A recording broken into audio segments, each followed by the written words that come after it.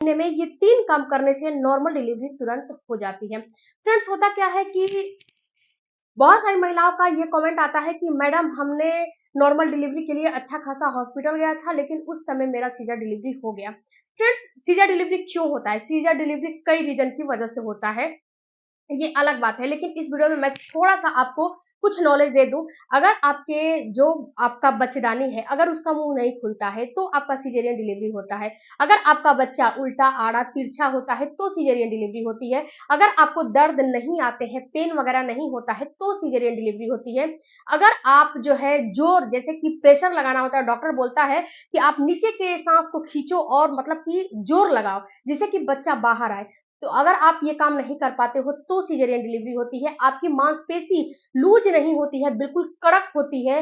जैसे कि पहला डिलीवरी होता है ना, उसमें मांसपेशियाँ बिल्कुल टाइट होती हैं। अगर मांसपेशी टाइट होती है, तो आपको नॉर्मल डिलीवरी नहीं होती है, सिज़ेरियन डिलीवरी होती है। बट आज की वीडियो में जो चीज़ें मैं बता रही हूँ, अगर इसका इस्तेमाल करोगे, तो नॉर्मल डिलीवरी आपका पॉसिबल हो जाएगा। सबसे पहला तो फ्रेंड्स, अगर आपको जो है प्रेगनेंसी हो गई और 9वें मंथ में आ गए हो, आपका 9वाँ मंथ शुरू हो गया है, तो सबसे उस समय आपको सबसे पहला काम करना है अपने पानी को चेंज करना। पानी को बिल्कुल चेंज कर दो। अब कैसा पानी पियोगे? तो सबसे पहले जब उठते हो, तो उठ के आप आपको करने क्या है कि हल्का-सा गुनगुना, आपके दिमाग में आएगा कि ये गुनगुना पानी क्यों? तो ये गुनगुना पानी इसलिए पीना है आपको, क्योंकि जब गुनगुना पानी पियोगे, तो इससे क्या होगा कि आपकी मांसपेशी लचीली होगी। गुनगुना पानी अगर गर्मी में नहीं पीते हो, तो डायरेक्ट फ्रिज का पानी आपको बिल्कुल भी नहीं पीना है, घड़े का पानी बिल्कुल भी नहीं पीना है।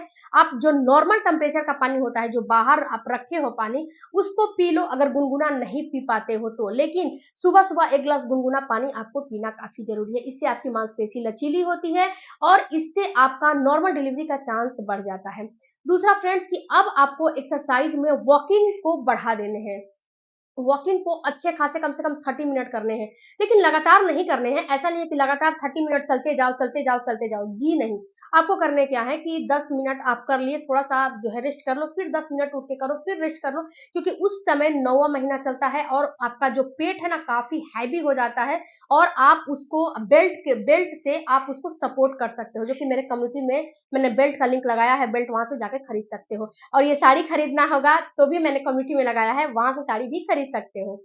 इसके बाद फ्रेंड्स, आपको करने क्या है कि आप अपने बेल्ट के सहारा से या फिर हाथ के सहारा से पेट को थोड़ा-सा सपोर्ट दो और उसके बाद वॉकिंग करो। इससे क्या होता है फ्रेंड्स, जब वॉकिंग करते हो, तो आपका बच्चा ग्रेविटी की वजह से जब खड़े होगे ना, तो आप खुद नोटिस करोगे कि आपका बच्चा नीचे की तरफ खिसकेगा और जब नीचे की तरफ खिसकेगा, तो अपने हेड से आपके बच्चेदानी पे प्रेशर डालेगा, जिससे कि आपकी बच्चेदानी फूलने के चांस हो जाते हैं।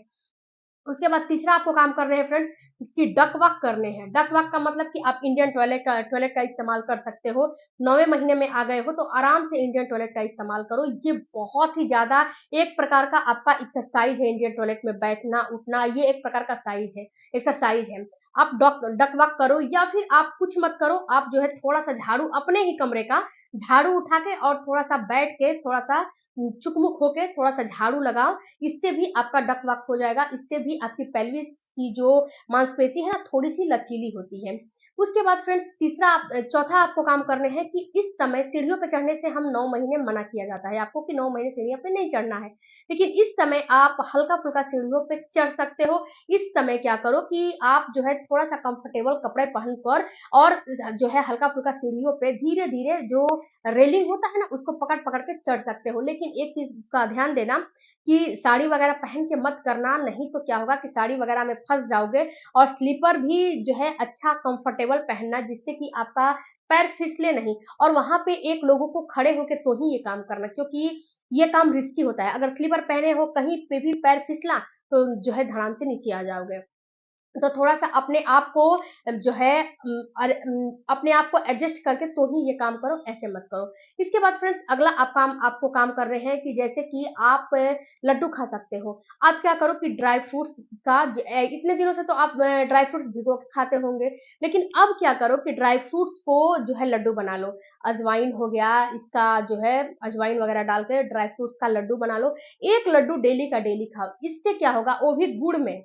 इससे क्या होगा, इससे भी आपकी मांसपेशी लचीली होती है और खुलने के चांस होते हैं और मांसपेशियाँ जो है मुलायम होता है।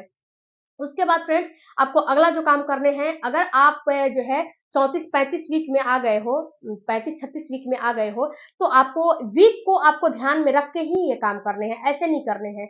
जब आप 34-35 वीक में आ जाओगे तो ही ये काम करने हैं, मेरी बात को ध्यान से सुनिएगा। तो ही ये काम करने हैं। आपको क्या करना है कि सुबह-सुबह 1 गिलास पानी में अजवाइन को बॉयल कर लो और उस पानी को पियो। इससे क्या होगा कि आपका बच्चेदानी खुलने का चांस होता है। तो ये सारे काम करोगे फ्रेंड्स तो आपको नॉर्मल डिलीवरी पॉसिबल 100% हो जाती है, क्योंकि महिलाएं क्या होती है, अगर आपकी जो प्रेगनेंसी है रिस्की नहीं है तो ये सारे काम करो। अगर डॉक्टर ने आपका बोला है कि आपका सारा जो है चीज ओके है, आपको कोई परेशानी नहीं है, तो आप ये सारा काम करो, आपको आपकी डिलीवरी नॉर्मल होगी, क्योंकि फ्रेंड्स आपकी आजकल नॉर्मल डिलीवरी होना बहुत ही मुश्किल हो गया है। और कुछ चीजों का आपको ध्यान देना है, जैसे कि ठंडा पानी, ठंडा खाना, आइसक्रीम वगैरह खाना, ये सारे चीज बंद कर देने हैं। स्ट्रेस वगैरह बिल्कुल भी नहीं लेने हैं। अगर आप जो है ब्रीदिंग टेक्निक नहीं कर रहे हो तो ब्रीदिंग एक्सरसाइज आपको जरूर से जरूर करने हैं। इससे क्या होता है कि जब आपको डॉक्टर बोलती है कि जो है जोर लगाओ, सांस जो है छोड़ो, सांस खींचो, तो ये ब्रीदिंग टेक्निक सीखे रहोगे तो इससे आपकी जो सांस रोकने की क्षमता ज्यादा रहती है और सांस छोड़ने की क्षमता ज्यादा रहती है। तो ये सारे काम करो, आपका बच्चा भी हेल्दी होगा और आपको जो है नॉर्मल डिलीवरी भी पॉसिबल हो जाएगी। फ्रेंड्स वीडियो अच्छा लगा होगा तो चैनल को सपोर्ट कीजिएगा। मिलती हूँ अगले वीडियो में, तब तक धन्यवाद। Thank you for watching.